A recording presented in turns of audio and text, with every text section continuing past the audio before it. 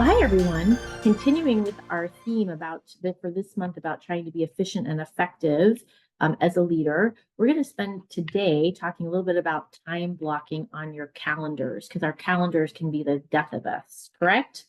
There was a comment that somebody made just from last week's topic about how they block their time out, and they were kind of giving a little preview of what I was going to say this week. So we're aligned on the same page. You know who you are.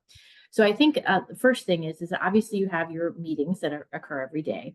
What's really, really important is that I always look. So for example, the day that I happen to be filming this is Tuesday. So what I always do is on whatever day it is, I look ahead for the next 2 days to see what's coming up. Do I have everything that's needed? Are there agendas that need to go out? Anything needs to be done? And then I look for like the following 4 Tuesdays that are coming up in the same vein. What's coming up? Do I need to block time out on my schedule, et cetera, et cetera. So I do that every day. I look ahead 2 days and then I look ahead 4 weeks from the actual day that it is.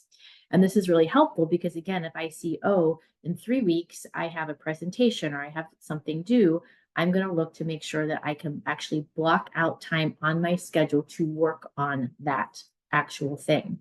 Now, to be honest with you, I really, when I'm giving a talk or I'm giving something, and even if it's months in advance, I actually go right then to block out time on my schedule to work on it because 2 to 3 weeks away, I may have no time left on my schedule. And I'm sure many of you are the same way. So I think I'm trying to get at tip number one, which is if you have something that you know you're going to have to prepare for, a talk, a grant that's going in, whatever it is, that you're making sure that you're blocking out time from your schedule as far in advance as you can to get it done. Being realistic about how much time you're going to need, also understanding that some of that time is probably going to get taken from you. So if you even are overestimating a little bit to get it done, that's probably a good thing. So that's one thing.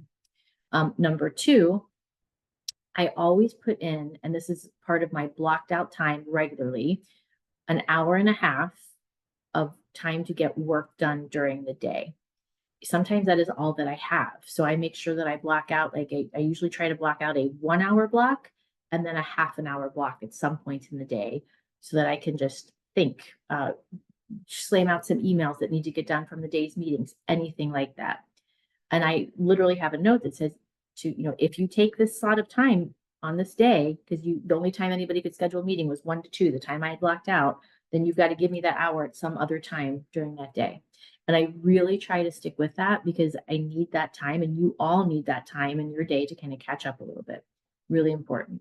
And then number three, I think, is thinking about we're going to talk a little bit about work-life integration in a couple of weeks, I think. So I'm not going to go too much into this, but really thinking about, are there things that you need to have on the calendar for you to make sure that you are keeping yourself healthy and well, which actually just makes you a much better employee. So is that walking in the morning or making sure you put in travel time to get to the gym after work or whatever the case may be. And again, we'll go a little bit more into that in a couple of weeks, but those are the 3 tips I've got today for blocking. Again, one is looking at the weeks that are ahead of you and what's coming up. What do you need timeout blocked for? Looking way far ahead at things you have coming up, make sure that you have time blocked out. And then number 3 is really being certain that every day you have built in some time that's simply on the schedule as if it is a meeting, to have planned time to be able to rest for a minute, to maybe eat lunch, or to get things done that you needed to get done really quickly that day. So really think about that. Gosh, there's so many more things we could talk about. The other thing too is I always look at my calendar, kind of the night before, looking at that and seeing what time do I have things. Is there a meeting that now, because we've had so many pre-meets, it can be canceled, that we can shorten it from an hour to 30 minutes. I try to make almost all meetings 30 minutes whenever possible, because the longer time that you have for a meeting, the longer time it's going to be filled up for, right? If we put everything in an hour, somehow we'd find time to fill that hour when we don't really need to. So those are the tips I've got for you this week on kind of blocking your calendar. I'd love to hear what other good tips you have. Oh my gosh, I just thought of another one. I had written this down, I forgot. So this is, don't tell anyone this, but if I have a meeting that cancels, I sometimes leave it on my calendar so I have time to work. I know, don't tell anybody. Don't tell anybody. But occasionally there's that time when, oh my gosh, like a meeting canceled. And I leave it there if I can so that I actually have bonus time to work and get things done. Those are sometimes the best. So think about that too. Don't always take it off your calendar. If you have somebody who's automatically going to fill that spot for you, which I do. Somebody sees it open, I guarantee you, even within a 12-hour time frame, it is going to get filled. So if I need that time to work, I'm going to just keep that appointment on there.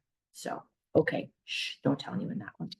All right, well, until next time, we'll see you later. Bye-bye.